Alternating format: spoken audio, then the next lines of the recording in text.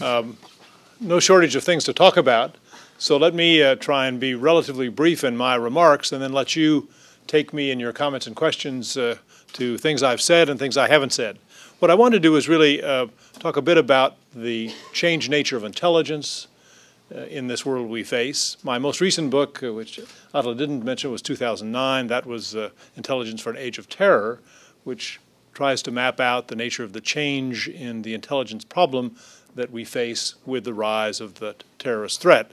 So let me say a word about that, then give you a bit of a progress report on how we stand in the United States in reshaping our intelligence to account for the changed threat, and then really look very much forward to your questions and comments.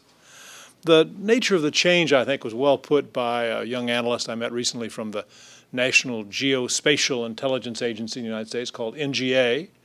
You know, in the U.S. government, if you're an intelligence agency, you only get to have 3 letters in your acronym. You only get 3, no matter how long the name is. So while it's the National Geospatial Intelligence Agency, it's only NGA. He'd been doing some very interesting work, reach-back work for Afghanistan and Iraq. But he said of the imagery business, he said, in the imagery business, we used to be looking for things and know what we were looking for. He said, now we don't know what we're looking for, and we're not primarily looking for things. We're looking for activities or transactions. And that, I suppose, for me, is a nice capsule of the changed nature of the problem. In the past, we were mostly interested in big things, Soviet tank armies and missiles. Now we're interested in small things. We know that individual terrorists can create enormous havoc. The second big difference, I think, is the nature of the information. The Soviet Union was a very secretive place, so we had to rely on specially collected intelligence. Terrorists are pretty secretive too, but an enormous amount of information is out there available on them. So the data processing problem is enormous. Notice after 9/11, once we had the names or some identifiers for the hijackers, they were everywhere. They were in motor vehicle records, in credit card companies, so there's lots of data that's relevant.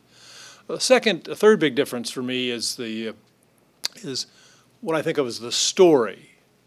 I've come through a career of being a producer and consumer of intelligence to think that the craft of intelligence is really about building and adjusting stories. If you don't have some story and you get new information, it's kind of just a factoid. It sort of bounces off. It doesn't mean anything. It takes a story in your head which to fit incoming information. Now, if the story gets too firm, we see some of that, then it becomes what we call mindset and may result in what always gets called an intelligence failure. But story is really important, and what strikes me about the transnational targets like terrorists is we don't have a story. We had a story about the Soviet Union. We know what states are like, even very different states. We know that North Korea, a very different kind of state. We have a story. It has a place. It's a location. It's geographical. It's hierarchical. It's bureaucratic. We don't have a story about terrorist groups. They come in different sizes and shapes. Notice our continuing argument about Al-Qaeda. Is Al-Qaeda a network, a hierarchy, a venture capitalist business, or merely an ideological inspiration? Well, it's all of those, presumably, in some measure, but that's not a very clear story. So we are, over time, building a story. The last dimension of difference I'd underscore, captured by a quote former Secretary of Defense Harold Brown said years ago. He said of the U.S.-Soviet nuclear competition, he said, when we build nuclear weapons, they build. When we stop, they build. Well, the point was not primarily about nuclear weapons. The point was that they were going to do what they were going to do. We hoped we might influence their behavior. That's what foreign policy is all about, after all. But we didn't really expect to. As a first approximation, we assumed the Soviet Union would do what it was going to do, and our challenge was to understand it on its own terms, understand what it was doing and why. The terrorist target is absolutely, utterly different. It's very contingent on us. When I think about those 9/11 hijackers again, they didn't hit on their plan because they were airplane buffs. They hit on it because they'd done enough good tactical reconnaissance to know it would work. to know they could get those box cutters on the planes. So in that sense, what's striking is, in the old days you could count stuff. You could count tanks and missiles. With terrorists, there's really not much to count, because we know individuals can create major harm. But they're constantly adapting to us. They are, as our friends in the Pentagon put it, the ultimate asymmetric threat. They're looking for vulnerabilities and seams. So all of their attacks interact with us. And that has the very uncomfortable implication for intelligence of meaning that you can't understand them without understanding a lot about us. And we've typically tried to keep those separate. We've said to the CIA and others, you know, your work ends at the domestic shore, but now we need to put them and us together to make sense of the challenge we face. I suppose the final, and maybe in some ways the most important, change is that if we want to prevent terrorism, as we do, that puts enormous pressure on intelligence. If you think about the difference, during the Cold War, we had a doctrine of containment, and that didn't depend a lot on intelligence. And sure, there are lots of big intelligence problems, but they were mostly trying to find out those secrets that the Soviet Union wouldn't tell us about its missile forces, their accuracy, and stuff like that. But the basic strategy of deterrence and containment really depended mostly on a sense that they were more or less rational in our terms, that they weren't about to blow themselves up and blow us up at the same time. It wasn't an intelligence-rich policy. By contrast, if we're trying to prevent terrorist attacks, that puts enormous pressure, maybe more pressure than intelligence can bear, because you need to work back up the chain to see things before they become plots, before they actually happen. And that means trying to intervene very early, trying to identify groups and potential individuals very early. It puts really enormous pressure on intelligence. Well, against that backdrop, how are we doing? There I'd say that of the three main things that have happened intelligence since 9/11 in the United States, I would describe them as slightly worse than hoped. One as slightly worse than hoped, the second as better than expected, and the third as about as hard as expected. The three things are the creation of the Director of National Intelligence, the reorientation of the FBI, and third, the effort to do what's called information sharing, to move information and analysis around our big federal system so that it can be where it needs to be, even if that's the cop on the beat. I should say as a preface, I think in the immediate aftermath of 9/11, we did exaggerate the threat. 9/11 came not as a surprise. After all, blue ribbon panel after blue ribbon panel had said, they're coming, there's going to be a domestic attack. So it came from someone like me who'd worked in terrorism for a long time, not a surprise, but a shock. And the shock was how good it was. You know, I wouldn't have been surprised or shocked by one plane, but 4 coordinated attacks, that got my attention. And I think that did lead us to somewhat hype the threat. Happily, the attacks since then, while many of them have been lethal, have been nowhere near that level of sophistication. Just tick off my scorecard quickly. The creation of the Director of National Intelligence seemed to me to be a very good idea, not for the reason that the 9/11 panel thought. They made it sound as though you'd get better operational coordination. That, for me, wasn't the purpose of Director of National Intelligence. The operational coordination among the three-letter agencies, FBI, CIA, and others, got a lot better just because of the simple fact of 9/11. They understood after 9/11 that not only could they talk to each other, they had to. So that operational cooperation has gotten better. The idea behind the Director of National Intelligence was to better manage the 16 agencies from a strategic point of view, to make sure we got our $80 billion worth of intelligence out of those intelligence agencies. So I thought it was a good idea. The opposite argument was, no, it's just going to create another layer of bureaucracy. And I have to say, so far, it's hard for me to prove that argument wrong. It hasn't had the impact I'd hoped. I haven't seen the tracks of directors of national intelligence on major new systems.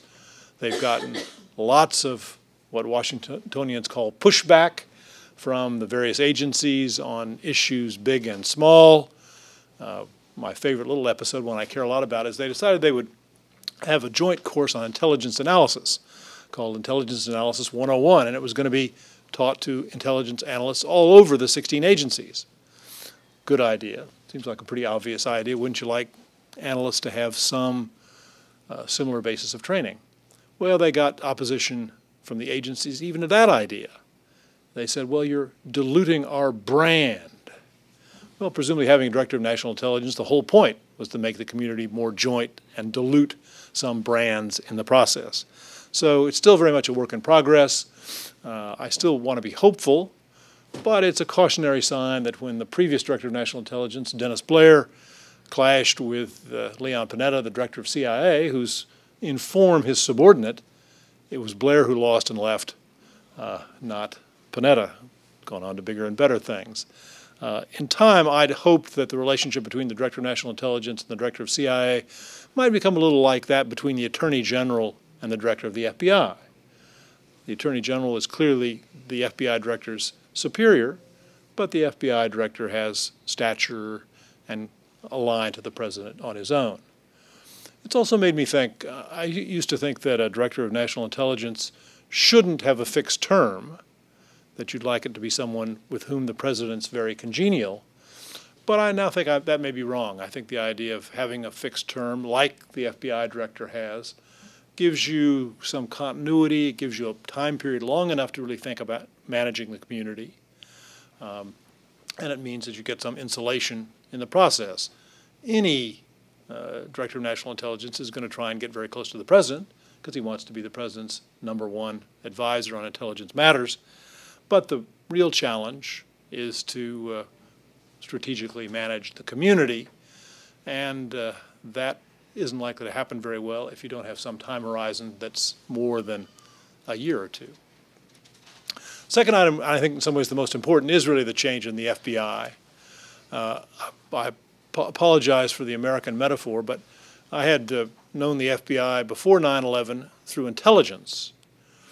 And before 9/11, trying to understand the FBI through intelligence was like trying to understand the National Football League by talking to the place kickers. Intelligence analysts were important, but not central. Indeed, in the old FBI, if you didn't have a badge and carry a gun, if you weren't an agent, you didn't much matter. The FBI was divided between agents and the other, called support. Support included everybody from file clerks to scientists, everybody that didn't have a badge and a gun. And sometimes those support people were referred to colloquially in the Bureau as furniture. So the big change in the Bureau is they've changed the mission from primarily law enforcement to primarily intelligence-led prevention of terrorism, and that's meant trying systematically to upgrade the status of intelligence inside the Bureau, and I think they've made considerable progress. I had the opportunity soon after 9/11 the Congress mandated a study to look at internal security in the Bureau. This was in the wake of the Robert Hanssen spy affair, and the job fell to me. It was a fascinating chance to dig into the FBI culture. My first day on the job, this is just soon after 9/11, so just at the very beginning of this big change in the Bureau. My very first day on the job, I'm interviewing this young female agent who was running their asset and informant database, so critical information, obviously. And she hated being at headquarters, hated it. All she wanted to do was be out there in the field with her gun, badge, and car catching bad guys. Hopefully there weren't too many bad guys to be caught at the headquarters. I was mightily impressed by her, and so I complimented her later in the day to a guy who had been her boss at the Washington field office, and he said, "Oh yeah, she's terrific." He said, "She's the best fugitive tracker in the Bureau." He said, "And by the way, she can put the entire contents of her sidearm through a target the size of a donut." I thought, this is not how we give compliments at RAND. This is a different culture. In any case, they have made, in many ways, more progress than I would really have expected in upgrading the status of intelligence. When you talk to the analysts in their field intelligence groups, those analysts now feel like they're valued members of the team. They've created an agent line of specialty in intelligence and analysis. So still a work in progress, but substantial progress really in turning around a major agency. It's probably the biggest change that's happened in the intelligence world since 9/11. Finally, let me just say a word about what's called intelligence sharing. The idea is that shouldn't we be able to move intelligence around the federal system so it gets where it needs to be, recognizing that sometimes it may be more important for a cop on the beat to have some bit of intelligence than it is for the President of the United States. Well, it's a daunting task. 18,000 units of government in the United States, ranging enormously in size, and so it's been a very daunting task. That's why I label it about as hard as expected. There are two main sets of institutions involved. One are the Joint Terrorism Task Forces that have been around for a good long time, managed by the FBI. They bring federal, state, and local officials together mostly around investigation. So once there's a suspicion of a terrorist group, there will be an investigation, and that's what the JTTFs do. The more recent innovation has been one sponsored by the Department of Homeland Security called fusion centers. Here it's called the JRIC, the Joint Regional Intelligence Center. There the idea is to, again, bring together federal, state, and local officials, not to do investigations, but to try and do more strategic analyses that will give some sense for the nature of the threat in a particular region. It's a great idea, and but lots of challenges. As you can imagine, when the feds, those three-letter agencies, look out, they say, oh my God, all of these state and local officials, and hardly any of them have security clearances. How can I talk to them, right? So then they say, well, let's get the local sheriff cleared. You can imagine how that works. The sheriff says to a FBI or DHS person 20 years younger than he is, son, you're going to clear me? And I can have so. And you can imagine even we're a sort of microcosm for the difficulties here, where we have not only the police department, but the sheriff's department, and lots of units of government. So the challenges of trying to make this work are really formidable. My friend John Sullivan, who's in the LA Sheriff's Department, says information sharing is really the wrong label, and I agree. He says we should think of this as co-production. Now that's a little Hollywood, but then we are in Los Angeles. And by that he means if you talk about it as information sharing, then it implies that agencies own their information, they share it as they see fit or not. It also suggests it's a kind of a technical task.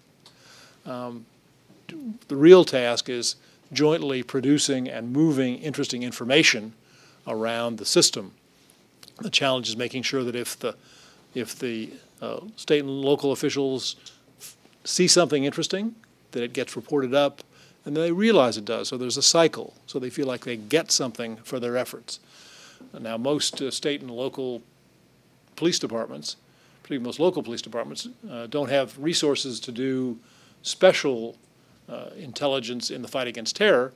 They're going to do it as incidental to their ordinary duties if they know what to look for. So what they need are tips about what to look for, and then the cycle has to make sure that that gets back to the feds, and then the feds come back with some hopefully decent analysis, which will then help the state and local officials know what to look for the next time around.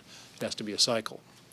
Well, we're still working at that. It, too, is very much a work in progress. In the end, I think these fusion centers are going to take very different forms around the country.